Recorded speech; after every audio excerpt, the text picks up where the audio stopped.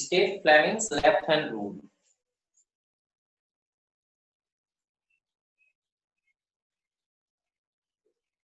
क्या था याद करना, ये बताए हुए थे कि कोई एक यदि मैग्नेट है और सो मैग्नेट इस तरह के शेप का रखे थे,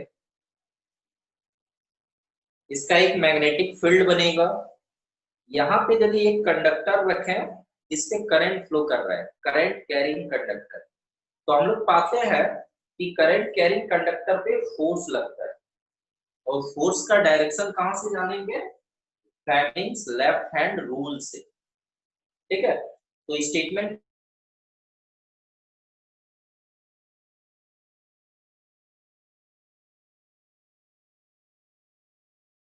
such that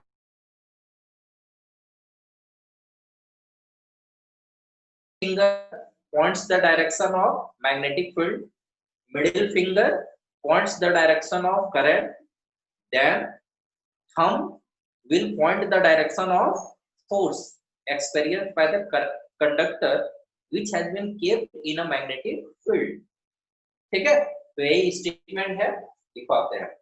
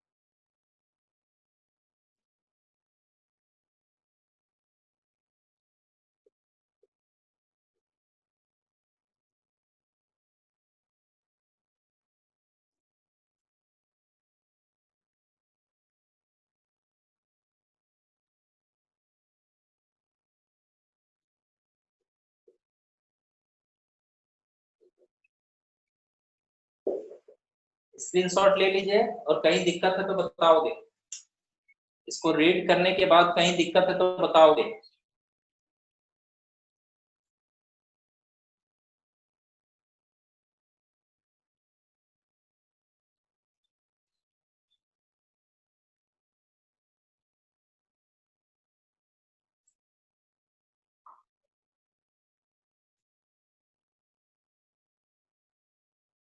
हो गया सर दे आर के बाद क्या लिखा है? किसके बाद? They are mutually, they are mutually perpendicular to each other, मतलब ये तीनों फिंगर एक दूसरे के परपेंडिकुलर होगा। ठीक है, यस सर। ठीक है, मिटा दे ये।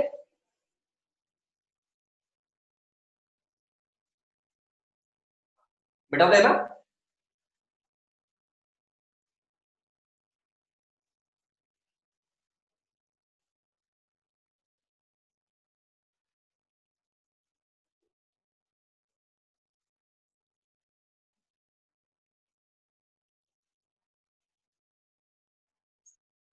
एनसीईआरटी में निकालोगे एक क्वेश्चन, थोड़ा सा फिर से एक बार रिवाइज भी हो जाएगा फ्लेमिंग्स लेफ्ट हैंड रूल का।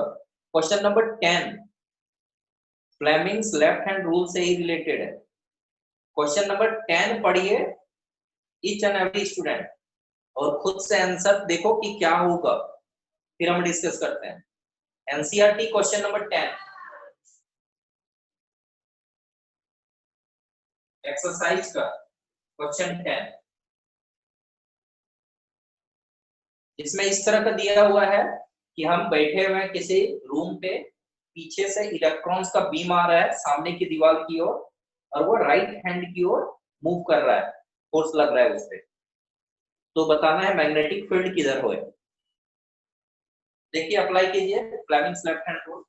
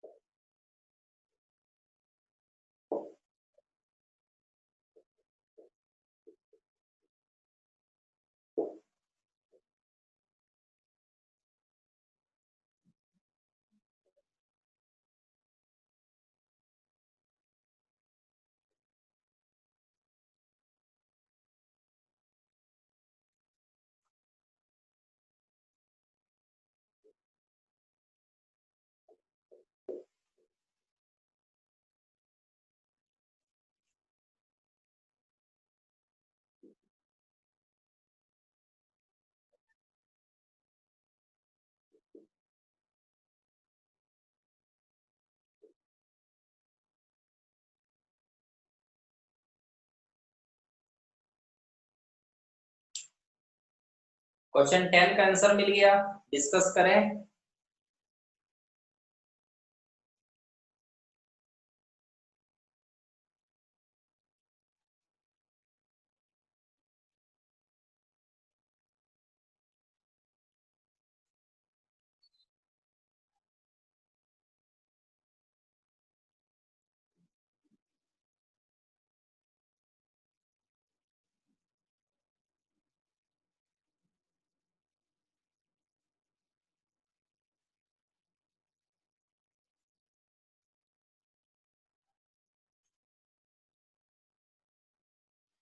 Sir upward.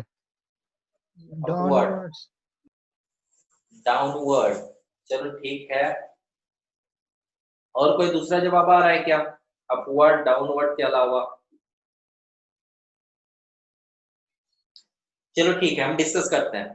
क्वेश्चन कोई एक एक जन पढ़िए उसको, क्वेश्चन पढ़िए, हम फिर समझाते हैं। सबको एक सुनोगे ध्यान से, क्वेश्चन एक बार रीड किया जा रहा है।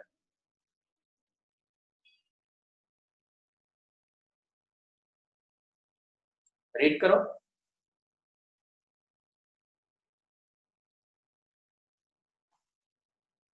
पढ़िए।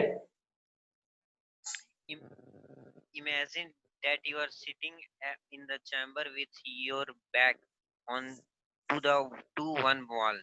An electron beam moving horizontal from back wall towards the front wall is deflected by a strong magnetic field to your right side. What is the direction of magnetic field? ठीक है, question क्या बोल रहा है देखो, मान लो कि कोई एक चैम्बर में, दैट इज कोई एक रूम में आप बैठे हुए हो, सपोज ऐसे, ठीक है, इस तरह का फेस है, ठीक। अब देखो ध्यान देना, मतलब मेरे पीछे से इलेक्ट्रॉन्स आ रहा है आगे की ओर हॉरिजॉन्टली, मतलब इलेक्ट्रॉन्स का डायरेक्शन किधर है, इस डायरेक्शन में, ठीक है। अच्छा बताओ, इलेक्ट्रॉन्स अवे फ्रॉम मी जा रहा है, तो करंट का डायरेक्शन क्या होगा, towards you. Towards me, good. मतलब इलेक्ट्रॉन जिधर मूव करता है उसके अपोजिट डायरेक्शन में करंट फ्लो करता है, ठीक है। अच्छा इलेक्ट्रॉन्स ही बोला ना यहाँ पे,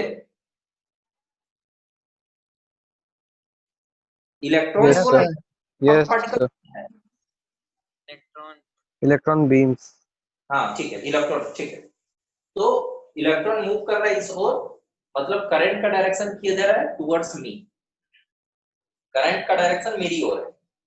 और जब इलेक्ट्रॉन मूव कर रहा है, देखोगे इधर इलेक्ट्रॉन मूव कर रहा है, और इस पर जो फोर्स लगा किधर लगा, हमारा राइट साइड किधर है, हम जब बैठे हुए हैं राइट साइड इस ओर है, तो right that is this direction, white board की ओर नहीं, इसका अपोजिट, इस डायरेक्शन की ओर वो फोर्स एक्सपीरियंस कर रहा है, ठीक है। तो Fleming's left hand rule apply करते हैं कि फोर्स लगा किधर, इस ओर, फोर्स की ओर रख दी, करंट का डायरेक्शन किधर रखेंगे, देख लो उधर नहीं, टुवर्ड्स मी, ठीक है। तो ये है हाँ सही है। लुक हियर, देखोगे ये पाम जो है, ये पाम अपनी ओर यदि रख रहे हैं तो काम बन जा रहा है, देखो फोर्स का डायरेक्शन दिस साइड, फिर करंट का डायरेक्शन टुवर्ड्स मी, तो फोर फिंगर किधर बता रहा है, फोर फिंगर नीचे की ओर, तो जब फोर फिंगर नीचे की ओर है तो मैग्नेटिक फील्ड का भी डायरेक्शन किधर होगा, डाउनवर्ड, ठीक है। तो 10 का आंसर होगा डाउनवर्ड, ठीक है, ये लिख लोगे जरूर, डाउनवर्ड। अभी किन्हीं को यदि दिक्कत है इस क्वेश्चन में तो बताओगे, सर 10 रिपीट का करेंगे आंसर होगा, सर, हाँ सर रिपीट कर दीजिए ना एक बार। देखो ध्यान देना, इलेक्ट्रॉन्स मूव कर रहा है इस ओर, तो करंट का डायरेक्शन किधर होगा, इसके अपोजिट, मतलब टुवर्ड्स मी, इलेक्ट्रॉन पे फोर्स लगा इस ओर, ठीक है।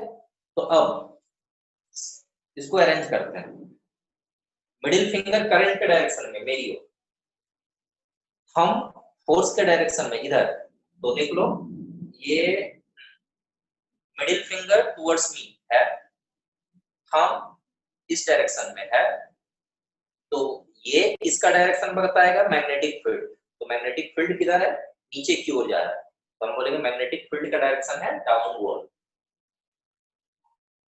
क्लियर है, कोई दिक्कत, सही है ना, बताओगे, Yes, sir. करने बोले, समझ गए कि नहीं, सर तो ठीक है जवाब दिया करो। देखो नेक्स्ट क्वेश्चन है और काफी इंपॉर्टेंट क्वेश्चन है, इसके बाद जो हम लोग एक टॉपिक पढ़ेंगे फिर है जनरेटर के बारे में है, लेकिन जनरेटर सिलेबस में हटा दिया है, ठीक है। तो एग्जाम में तो नहीं आएगा, लेकिन हाँ इंपॉर्टेंट टॉपिक है, तो हम सोच रहे हैं कि पढ़ा दिया जाए, ठीक है। तो बाद में डिसाइड करते हैं जनरेटर के बारे में, पहले हम लोग समझते हैं मोटर।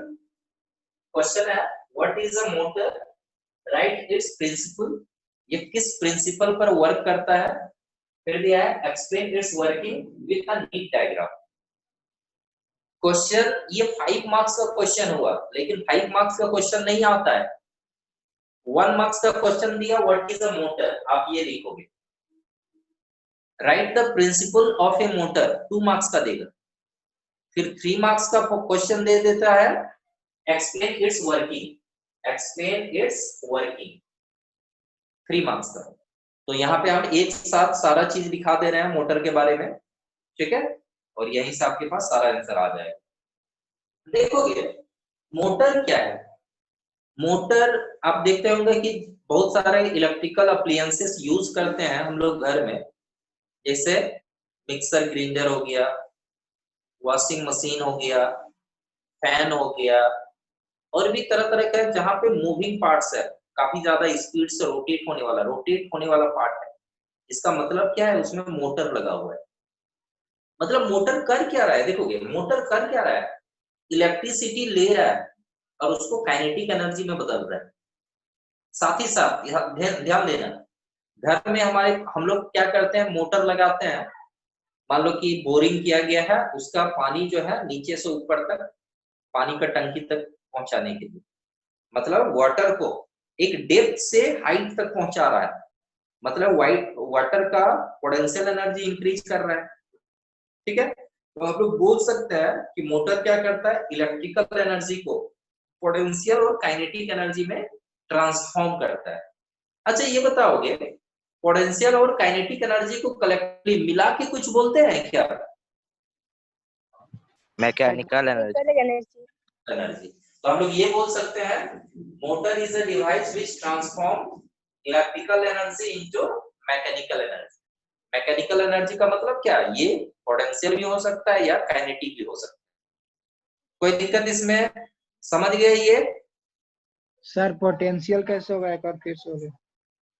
देखोगे पोटेंशियल कैसे कन्वर्ट करता है, जैसे हम लोग घर में क्या करते हैं, मोटर लगाते हैं बोरिंग वगैरह में, तो बोरिंग से पानी काफी डेप्थ में रहता है, उस पानी को नीचे से ऊपर तक पानी का टंकी तक पहुंचा दिया जाता है। मतलब यहाँ पे बोला जा सकता है कि ये मोटर का जो पार्ट है घूमता है, चलो ठीक है, लेकिन फाइनल जो हम लोग को काम मिल रहा है, क्या मिल रहा है, पानी जो डेप्थ में था वो हाइट में आ गया, मतलब उसका पोटेंशियल एनर्जी इंक्रीज किया। तो हम लोग बोल सकते हैं कि इलेक्ट्रिकल एनर्जी को किसमें कन्वर्ट किया जा रहा है, फाइनली पोटेंशियल एनर्जी। समझे? Yes sir. देखो नेक्स्ट, ध्यान देना, इसका प्रिंसिपल भी हम लिख लेते हैं, लिखवाते हैं और इसका मेन पार्ट्स लिखाते हैं, फिर मिटा के एक डायग्राम बनाएंगे, फिर वहां पे आप समझ पाओगे कि क्या है। ठीक है, या डायग्राम ही पहले बना दे और समझा दे, प्रिंसिपल सर लिख ही दीजिए सर। पहले लिख ही लेते हैं, ठीक है।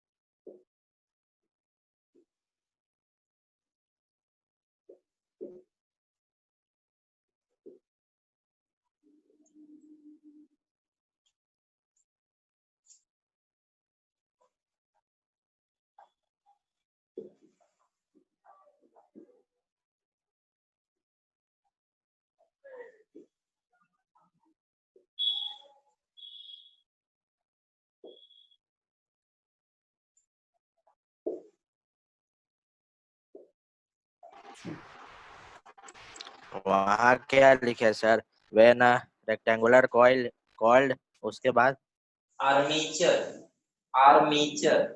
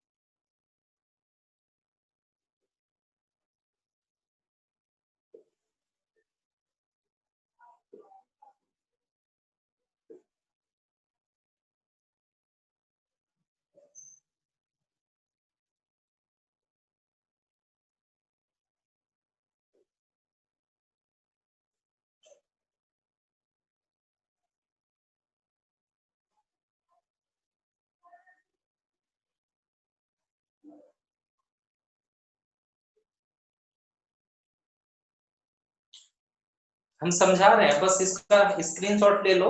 हम एक एक चीज समझा रहे हैं, जब डायग्राम होगा तब हम समझाएंगे। ठीक है, स्क्रीनशॉट ले लीजिए।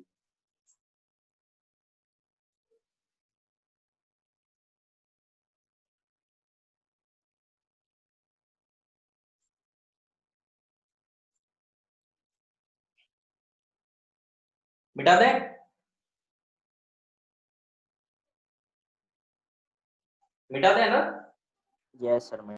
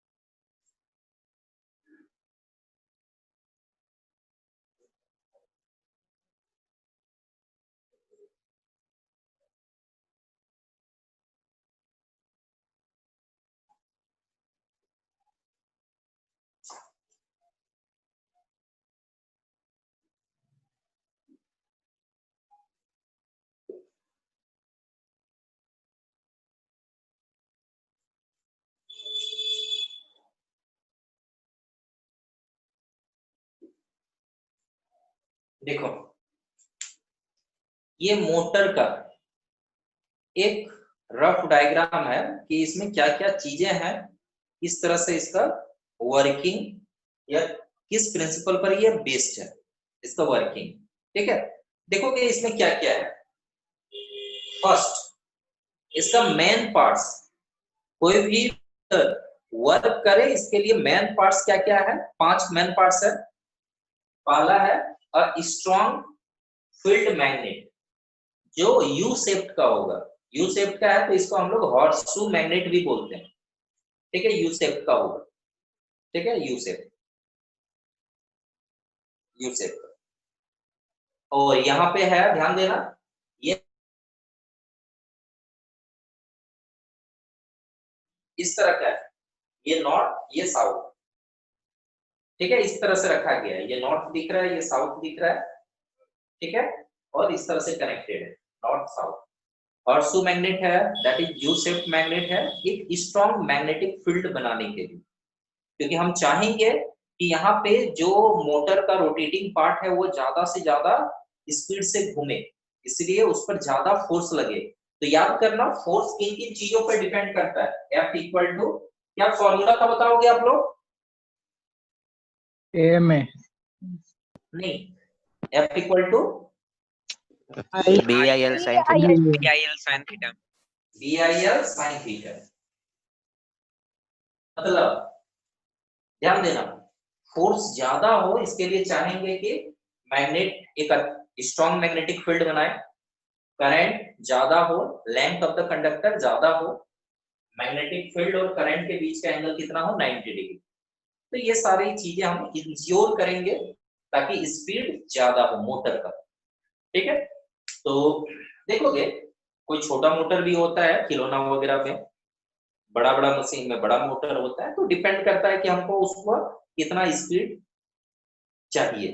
ठीक है, तो देखोगे मोटर के बारे में, फर्स्ट इसमें एक मैग्नेट होना चाहिए, हॉर्सू मैग्नेट। दूसरा a rectangular coil, rectangular coil को बोला गया है आर्मीचर। देखो ये जो एक रेक्टेंगल के शेप में वायर, वायर है रेक्टेंगल के शेप में, ए बी सी डी।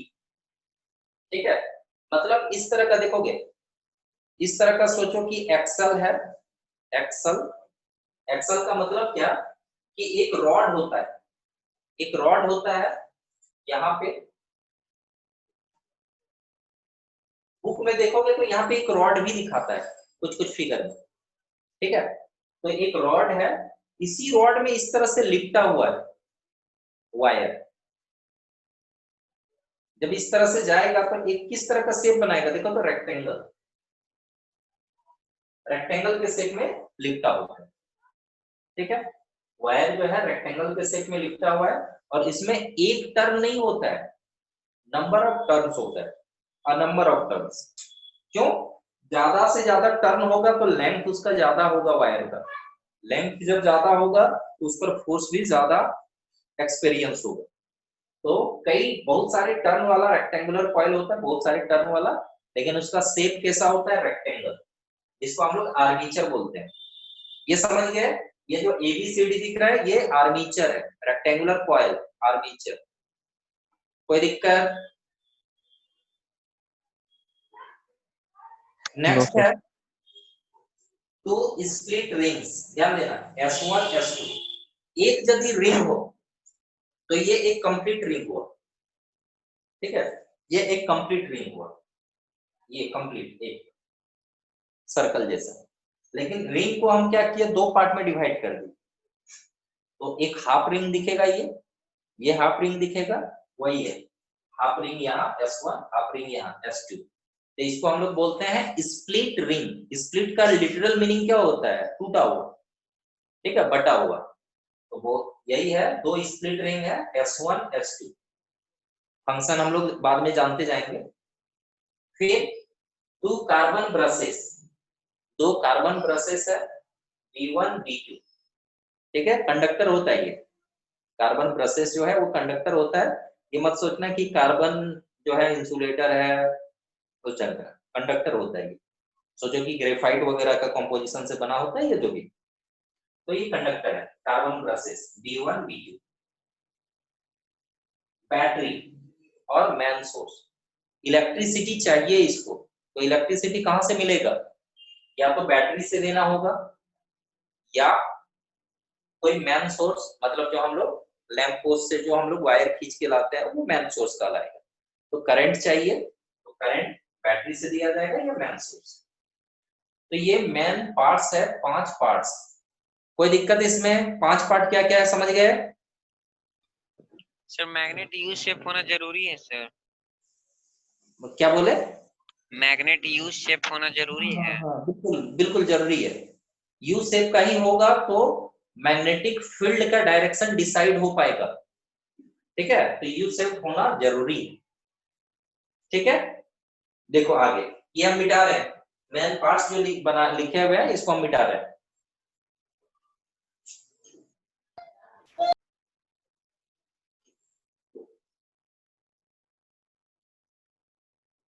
देखो होता क्या है, करंट फ्लो कर रहा है पॉजिटिव टर्मिनल से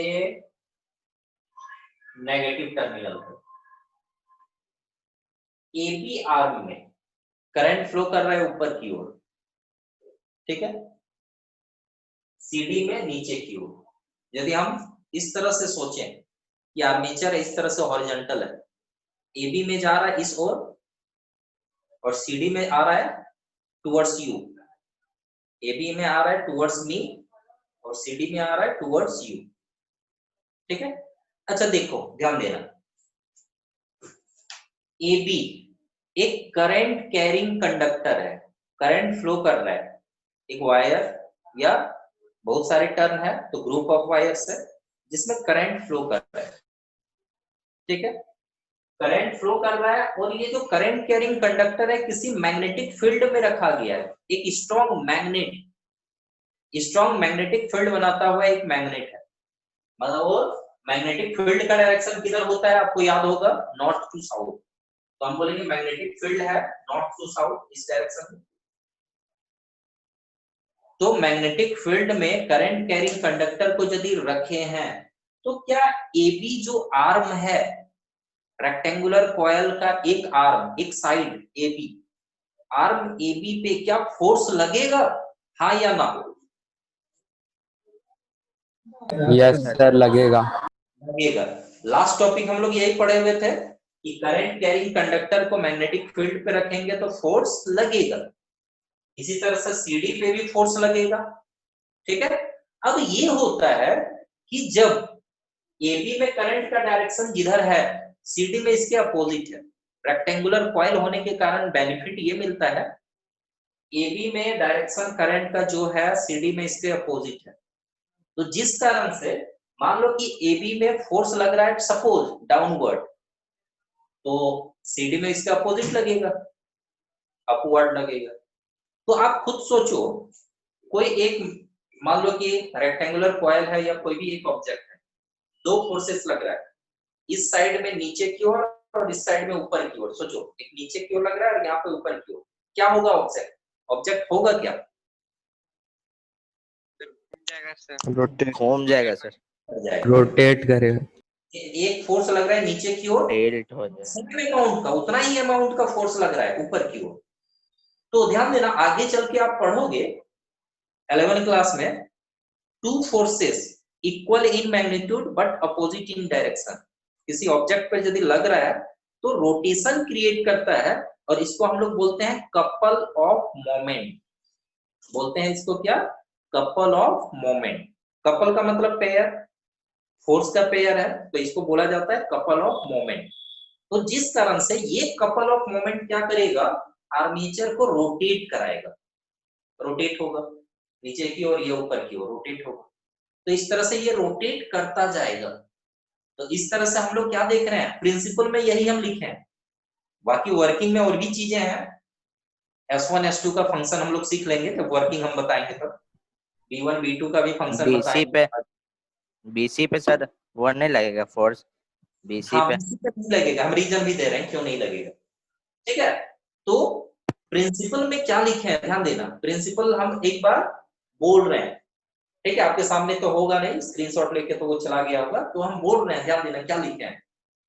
When a rectangular coil कौन, ABCD, when a rectangular coil is kept in a magnetic field, the two different arms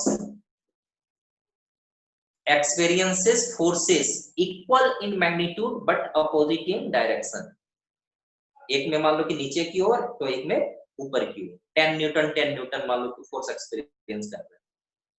Two different arms of the rectangular coil experiences two equal forces but opposite in direction, and this couple of moment makes the armature rotate।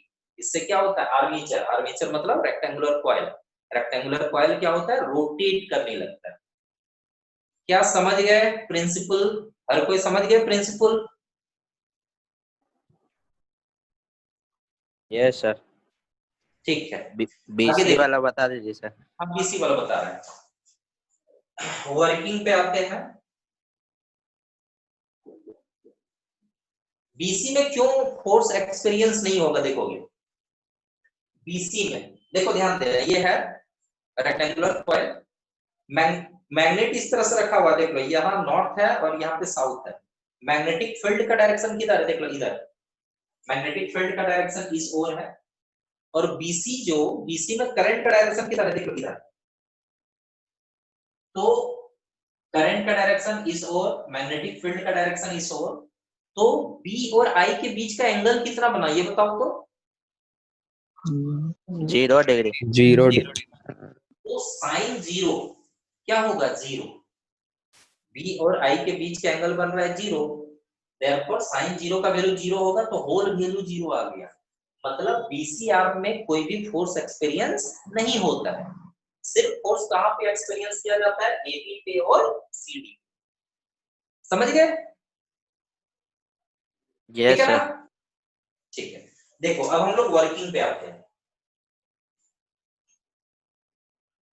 ध्यान देना, अब working में क्या, working में सारा explanation देना होगा, AB पे फोर्स किधर लगेगा और क्यों लगेगा। तो याद करना, एबी पे फोर्स का डायरेक्शन जानना है, कहां से जानेंगे, is there any rule, left hand rule. Left hand rule. तो हम लोग बोलेंगे मैग्नेटिक फील्ड का डायरेक्शन किधर है, देख लो नॉर्थ टू साउथ। करंट का डायरेक्शन देख लो, ये मिडिल फिंगर किधर रखेंगे, ऊपर की ओर रखे, ऊपर की ओर। ठीक है, एक मिनट, सीडी में पहले हम शो करते हैं, फिंगर वगैरह रखने में सीडी में आसानी हो रहा है। मैग्नेटिक फील्ड का डायरेक्शन देख लो, नॉर्थ टू साउथ। ठीक है, करंट का डायरेक्शन देखो, नीचे की ओर। फोर्स का डायरेक्शन किधर दिख रहा है, टुवर्ड्स यू, मतलब सीडी में करंट का सॉरी सीडी में फोर्स का डायरेक्शन किधर है, आउटवर्ड। किधर है, आउटवर्ड। तो हम लोग बोलेंगे इसमें फोर्स लग रहा है आउटवर्ड, फोर्स लग रहा है किधर, आउटवर्ड। एबी में किधर लगेगा, इसका अपोजिट, इनवर्ड। देखते हैं कैसे, इसमें कैसे देखे, मैग्नेटिक फील्ड, करंट का डायरेक्शन ये आउटवर्ड। तो एक बार यदि आप लेफ्ट हैंड रूल अप्लाई कर लिए, बस देखो पाम कैसा है, पाम को पलट दो, नीचे की ओर है पाम, तो इसको पलट दो, ऊपर की ओर कर दो, काम बन जाए। देख लो बिल्कुल हो चुका है। मैग्नेटिक फील्ड के डायरेक्शन में north to south four finger है, करंट के डायरेक्शन में मिडिल फिंगर है, देख लो ऊपर की ओर। तो थंब किधर दिखा रहा है, देख लो, थंब आपको नहीं दिखता होगा क्योंकि इनवर्ड है, थंब किधर दिखा रहा है, इनवर्ड, अंदर की ओर। तो हम बोलेंगे इसमें फोर्स का डायरेक्शन किधर होगा, इनवर्ड। ठीक है, यदि हॉरिजॉन्टल रखा जाए, तो हॉरिजॉन्टल रख के यदि हम समझा, एबी में इनवर्ड मतलब नीचे की ओर, सीडी में आउटवर्ड मतलब ऊपर की ओर। हॉरिजॉन्टल रखने का मतलब पेपर के अलावा, यदि आप पेपर में प्लॉट किए हो और समझ रहे हो, ये तो बोर्ड है तो वर्टिकल है, पेपर में रखे हो तो हॉरिजॉन्टल रखे हो। तो एबी में किधर, नीचे की ओर, सीडी में किधर, ऊपर की ओर। तो ये क्या होगा, इस तरह से ये क्या होगा, रोटेट करेगा। ठीक है, रोटेट करेगा, कैसे रोटेट कर रहा है ये देख के बताना, आप ही लोग सारा चीज बताओगे। ये कैसे रोटेट कर रहा है, एबी नीचे सीडी ऊपर, कैसे रोटेट कर रहा है बताओ, एंटी क्लॉकवाइज। Anti clockwise. ठीक है, तो ये जा रहा है इस तरह से, तो ये एंटी क्लॉकवाइज रोटेट किया, इस तरह से दिखा देंगे कि रोटेशन कैसा है, एंटी क्लॉकवाइज। अब देखो ध्यान देना, रोटेट तो कर गया, अब हाफ रोटेशन के बाद, हाफ रोटेशन मतलब 180 डिग्री से जब वो रोटेट हो चुका, 360 डिग्री का रोटेशन मतलब कंप्लीट वन रोटेशन, 180 मतलब हाफ रोटेशन। मतलब ऐसा था, ए बी यहाँ है, सी डी यहाँ है, हाफ रोटेशन जब हुआ तो ए बी इस तरह से होता हुआ, चलो हम ऐसे रखते हैं ताकि हम घुमा सके, ए बी ये है, सी डी ये है। हाफ रोटेशन जब हो रहा है तो ए बी नीचे की ओर जा रहा है, सी डी ऊपर की ओर। हाफ रोटेशन मतलब ऐसे है, सी डी आ गया यहाँ पे, ए बी उसकी जगह पे चला आया। तो यहाँ पे एक प्रॉब्लम होने वाला है, देखोगे क्या, जैसे ही ऐसा करते हैं हम लोग,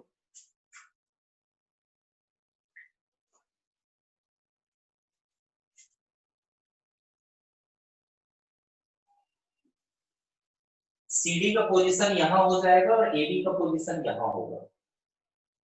अब देखो, यदि सीडी में करंट का डायरेक्शन किधर था, नीचे की ओर,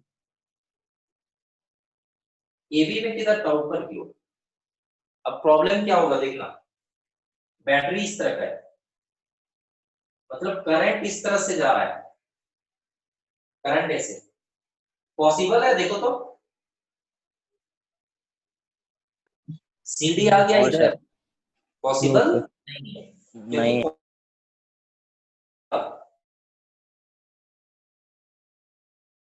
पॉसिबल नहीं है, इस तरह से ये रोटेट नहीं होगा, या फिर हाफ रोटेशन के बाद ही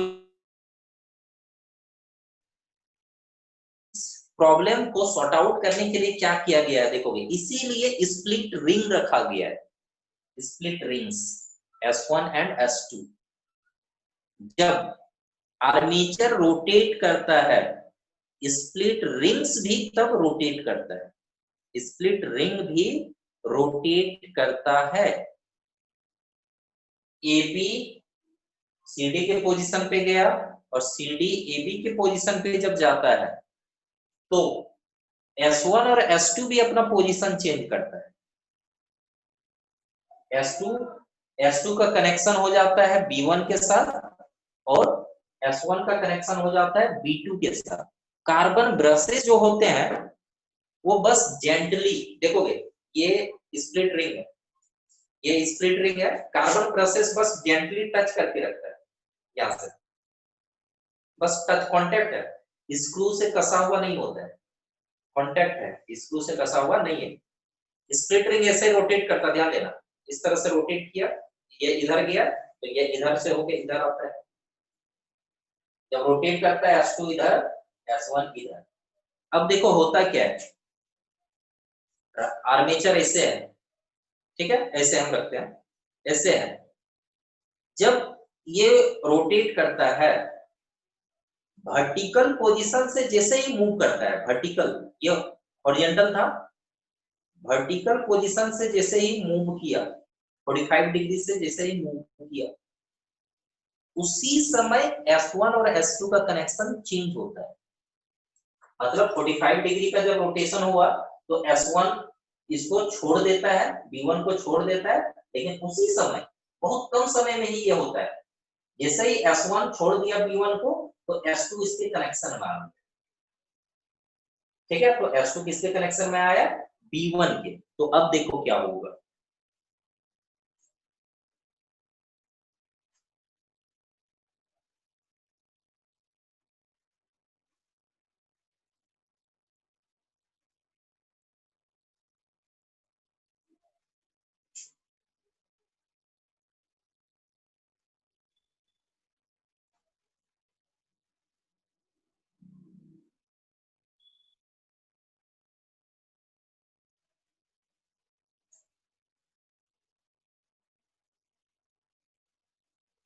S1 है, चला गया वहां, S2 आ गया यहाँ। मतलब देखोगे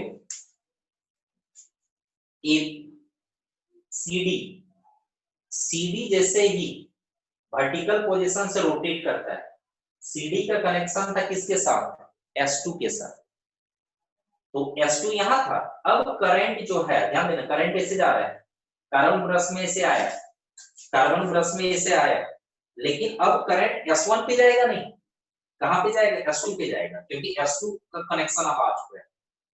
B1 के साथ कनेक्शन अब किसका है, S2 के साथ, करंट जा रहा है, S2 इसको टच कर लिया तो करंट अब इसमें जाएगा, एक कंडक्टर है, S1 S2 भी कंडक्टर है, करंट इसके जाएगा और इसके थ्रू यहां से गया, कहां पे गया, CD। तो जब करंट CD पे गया, इसका मतलब करंट का डायरेक्शन क्या हो गया, देख लो ऐसे, यहाँ पे अब S2 हो चुका है, करंट ऐसे गया, अब CD पे करंट का डायरेक्शन ये हो जाएगा। उसी तरह से AB पे भी करंट का डायरेक्शन चेंज हो गया, इधर हो जाएगा। मतलब प्रत्येक हाफ रोटेशन के बाद, प्रत्येक हाफ रोटेशन के बाद S1 और S2 जो है अपना पोजीशन चेंज करता है। यहाँ पे जिस तरह से सेटअप किया जाता है, तो आर्मेचर के साथ साथ S1 S2 भी रोटेट करता है, ठीक है, इस तरह से उसको सेट किया जाता है। तो प्रत्येक हाफ रोटेशन के बाद S1 और S2 अपना पोजीशन चेंज कर रहा है, जिस कारण से आर्म में, CD और AB आर्म में करंट का डायरेक्शन चेंज हो जाता है। आर्म में बोल रहे हैं, सर्किट में नहीं, आर्म में। मतलब CD यहां आ गया, करंट ऊपर की ओर, AB यहां आ गया, करंट नीचे। आर्म में करंट का डायरेक्शन चेंज हुआ, लेकिन सर्किट में करंट का डायरेक्शन पहले जैसा ही है, देखो, पॉजिटिव से नेगेटिव, ठीक है। तो आर्म में करंट का डायरेक्शन को चेंज करने का काम कौन कर रहा है, स्प्लिट रिंग्स। स्प्लिट रिंग अपना पोजीशन जैसे ही चेंज करता है, S1 का कनेक्शन B1 के साथ है, करंट यहां से होता हुआ B1 से होता हुआ S1 को जा रहा है, करंट गया अभी AB। लेकिन हाफ रोटेशन के बाद करंट ऐसे आएगा। अब S1 यहाँ नहीं है, यहाँ पे कौन है, S2। हाफ रोटेशन के बाद S2 से करंट होता हुआ कहां पे जा रहा है, CD पे। तो CD पे पहले था करंट नीचे की ओर, लेकिन अब करंट है किधर, ऊपर की ओर। तो अब हाफ रोटेशन के बाद CD यहाँ पे। अभी यदि देखो, पहले जैसा ही फोर्स लगेगा, CD पे लगेगा नीचे की ओर, और AB पे लगेगा किधर, ऊपर की ओर। मतलब इस पोजीशन में जो भी होगा इनवर्ड फोर्स लगेगा, इस पोजीशन में जो भी होगा आउटवर्ड। पोजीशन हाफ रोटेशन के बाद चेंज हो ही रहा है AB और CD का, लेकिन फोर्स यहाँ जो भी होगा नीचे की ओर, यहाँ जो भी होगा ऊपर की ओर। इट मींस क्या है, हमेशा एंटी क्लॉकवाइज रोटेट करता जाएगा। जब आर्मेचर एंटी क्लॉकवाइज रोटेट कर रहा है तो आर्मेचर से कनेक्टेड, ध्यान देना, आर्मेचर जब रोटेट कर रहा है, आर्मेचर से कनेक्टेड है एक शाफ्ट या एक्सल। तो शाफ्ट या एक्सल भी क्या होगा, रोटेट होगा। अब जब रोटेट हो रहा है तो यहाँ पे ब्लेड, पंखा लगा दिया जाता है। जब ये रोटेट हो रहा है तो ब्लेड भी घूम रहा है। मिक्सर ग्राइंडर में कटिंग एजेस लगा दिया जाता है, वो घूम रहा है, चूर चूर कर रहा है या काट रहा है। ठीक है, तो ये हुआ इसका वर्किंग। स्प्लिट रिंग का फंक्शन बता दिए। स्प्लिट रिंग क्या करता है, प्रत्येक हाफ रोटेशन के बाद आर्म में, रेक्टेंगुलर कॉइल के आर्म में करंट का डायरेक्शन को चेंज करता है, so that in the circuit current का डायरेक्शन मेंटेन रहे, सेम डायरेक्शन में मेंटेन रहे। कार्बन ब्रशेस क्या करता है, करंट की कंटिन्यूटी को मेंटेन करता है। ये स्प्लिट रिंग को जेंटली टच करता है और करंट के कंटिन्यूटी को मेंटेन करता है। करंट जब B1 तक आता है तो S1 का कनेक्शन के साथ करंट दे रहा है, S1 को जैसे ही छोड़ता है तो S2 को कनेक्ट कर लेता है। तो इस तरह से कार्बन ब्रशेस क्या करता है, करंट के कंटिन्यूटी को मेंटेन रखता है। ठीक है, इस तरह से आर्मेचर रोटेट करता जाता है और दैट इज इलेक्ट्रिकल एनर्जी को काइनेटिक एनर्जी में बदल रहा है या मैकेनिकल एनर्जी में बदल रहा है। ठीक है, कोई दिक्कत इसमें? सर बोलो बोलो जी।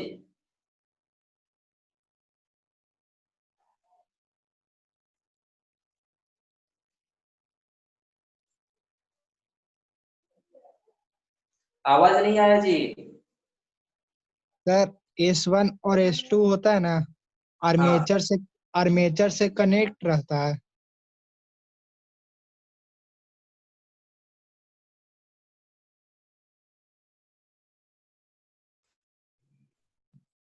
बताओगे?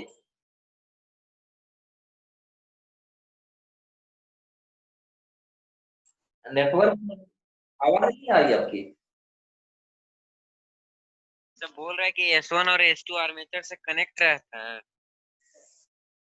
आर्मेचर से कनेक्ट रहता है, आर्मेचर से वो कनेक्ट रहता है और B1 B2 को जेंटली करता है। आर्मेचर से डायरेक्ट कांटेक्ट होता है या कनेक्ट,